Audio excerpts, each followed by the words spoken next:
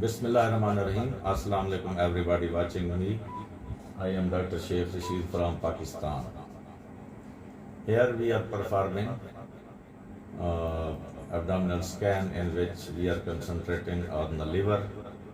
This is a young male complaining of pain in right hypochondrium. Here you see this is a cyst, and this thing is the reverberation and nothing else. And the cyst is thick walled. The two things I want to share with my colleagues, as you see here,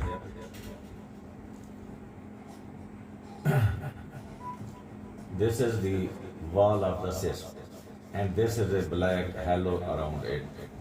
This black halo and this thick walled cyst, the both things are highly suggestive of hydatid cyst.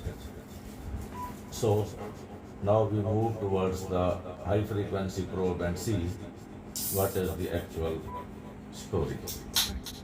Now we see with high frequency probe, my colleagues, as you see, the main and important thing, this white, this is the wall of the hydatid cyst, and this is reaction is this black halo is seen in the liver. These two features are highly suggestive of this hydatid cyst. Thanks for watching the hydatid cyst. Islam Zindabad, Pakistan Zindabad.